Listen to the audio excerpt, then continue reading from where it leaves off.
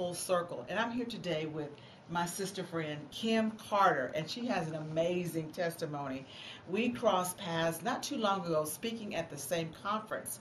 But I want you to hear from Kim, her story, and it begins with 3 days. Somebody say 3 days. And as you think about those 3 days, you're going to see what those 3 days means to you, Kim Carter. Well, first, thanks for considering me. I'm honored to even be here today. And yes, the 3 days. The 3 days for me was 3 days out of prison, not knowing I was going to be able to stay free, not knowing what my life would be or where I'll be going. And I was fortunate that the drug and alcohol program that I was in took me to a conference at Valley College. Lo and behold, here's Sister Jill Diamond Taylor, and she's a motivational speaker. And how many years ago was that, Kim? 21 years ago. 21 years ago. And okay. I'm sitting there in the front row, and she's speaking into my soul. She's pouring into my spirit. And I'm sitting there, and I started feeling weeping. I'm like, oh my God, where's that little tear coming from? Because I still have my tough card now. I'm only 3 days out. And before you know it, I was just crying because she was speaking so much truth, so much power into my life about the possibilities. But if you just believe, and to hear it coming from her, and at that time of my life, it gave me what I needed to stay the path, to stay at the program, to finish, and to what would be the beginning of my future.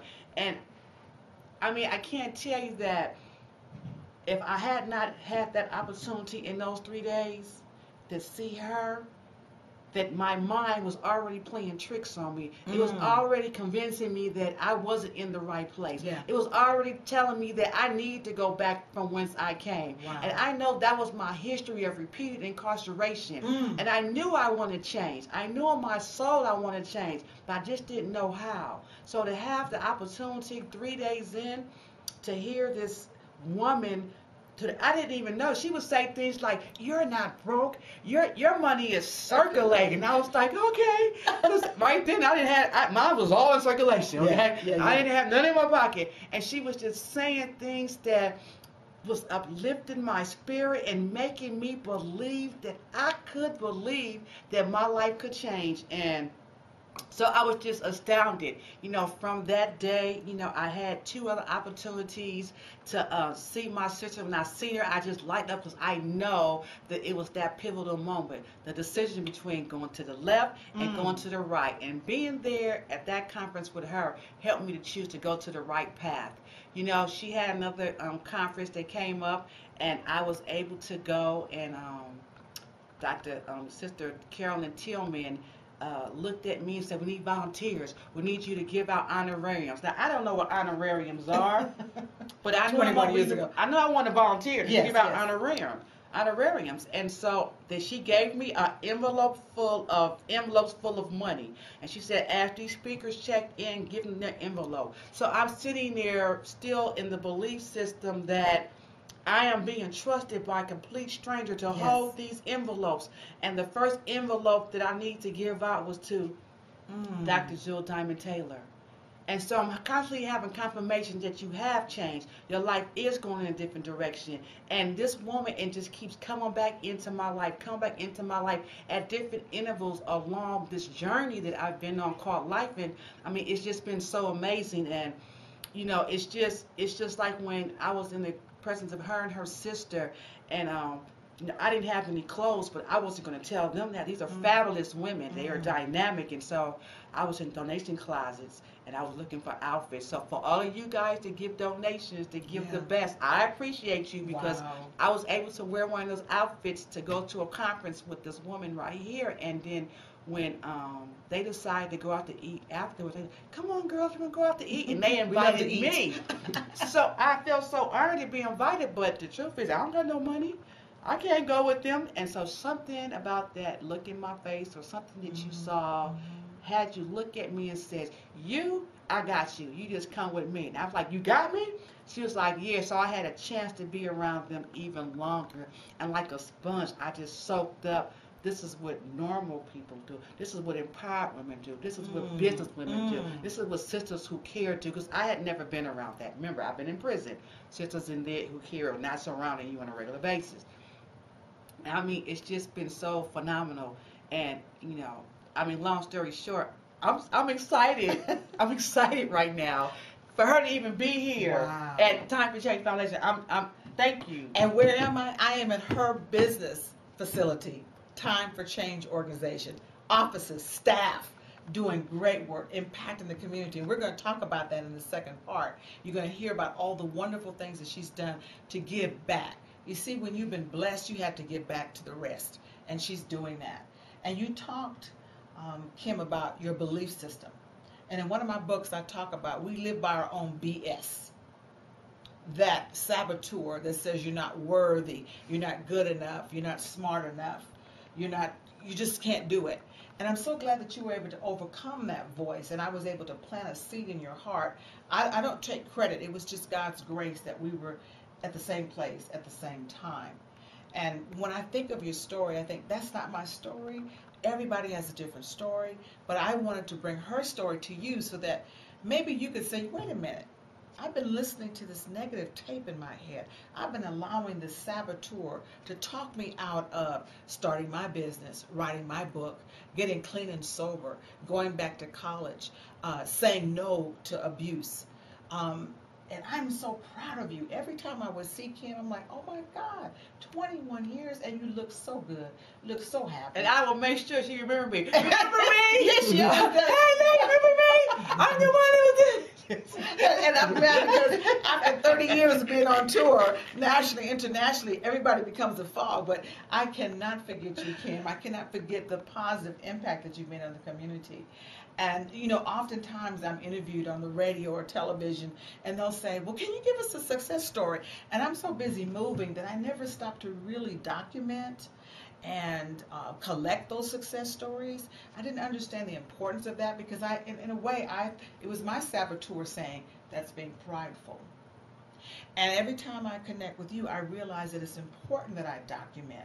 It's important that I remember these success stories, not to be puffed up, but to let people know that when you link up with other people that will encourage you, empower you, and pour into you, and you're with people like myself and like yourself that have a heart for people, for humanity, non-judgmental. Because if it had not been for the grace of God, there go I. You know, I can understand that, but at the same time, when you know what you bring forth and that God's giving you that gift, I'm a confirmation that what you was doing 21 years ago is still working. And if that's what it needs to help you stay the path and to help you stay focused and doing what you're doing, then that's my purpose today, because I don't want you to ever think or forget that you're doing life-changing work. See, it's different when you're just talking to people and I'm hoping you do well, but when you change the direction of someone's life, for whatever reason, God blessed you with that gift and the opportunity to do that, but to know that that is what you do. That's something that you have to own. For so many times, we as women, we don't want to own our power. We don't want to own our strength. We don't want to own it because we really still in this belief that God could be so good. Exactly. But He is good, and He can be good. And when He blesses us and we're highly favored, these things are supposed to happen. You're supposed to change lives. You're supposed to be used as a nail or a hammer in His building of His bigger plan. You better say it. And so as long as we are in accordance with that will and in accordance with what needs to be done, then I can't say I built a house, but I'm a nail holding that wall up really strong. All right. And if there's nothing wrong with me claiming being the nail. Exactly. So, you know, I say it, and you know I'll say it every day of the week. I had 3 days out of prison after being in prison over 25 times. Couldn't stay out no more than 2 weeks. 25 times. Come on now. That my life was already shown to me what it was going to be. I didn't know another way. I didn't know another way existed. And here I was in 3 days with opportunity to stay somewhere for change. And my mind was saboteur, like she calls it, was already convincing me why I should go. Because I saw a man riding to the store on a horse. Something about that just freaked me out. What is he doing on the horse? I'm in some desert somewhere there riding horses to the store. That's foreign to me. I need to get out of here. People are crazy. Because see, your mind would tell you anything to rob or destroy because the devil comes and sets in. Yes. And so my mind was telling me that. So at that conference, you know, as shut down and closed in as I was, she pierced that. Mm. She pierced that, and she spoke into my heart. I'm telling you, I was sitting on the front row crying, not the cool cry, because I had lost that like 10 or 15 minutes into it. The ugly cry. The ugly cry, like Oprah says. And I'm sitting there crying, and she walks around with her microphone doing what she does, and she goes, but right now, I want to hear from some of you. I want to hear from some of you out there because you guys have stories too. And she goes, and I'm going to start with my baby right here, and gave me the microphone. I never held a microphone in my hand in my life. Here I am holding a microphone in my hand. All I can say was, my name is Kim, and I'm an alcoholic and an addict. And half the room said, hi, Kim.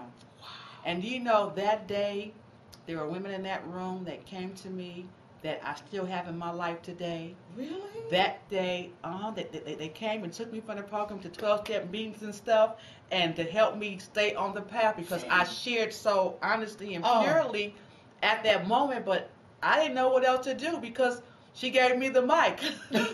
And so I just shared where I was, and basically I was saying, hey, I just got out of prison. I only been here for 3 days, and I don't know what to do. I don't know how my life's going to change. I don't know what I'm going to turn into, and I don't know what to do. And that's how the Lord lined everything up and everybody up, you know. And, I mean, it's ironic that, you know, years later that we would grace the same stage. Now, hold on. When I found out that I was going to be speaking at a conference, and she's going to be speaking at a conference, and we were going to be at the same dais, you know, there goes that saboteur. Oh my God. I need to be in the audience. Julie's speaking. I don't need, wait, listen, I can say she got this. She got this. And so I said, okay, I can't, you know, shake down on the people. They're here for the portions that I'm supposed to bring. And I did my, you know, what the Lord told me to do, which was financial education, money management. I'm a big proponent on getting our finances together.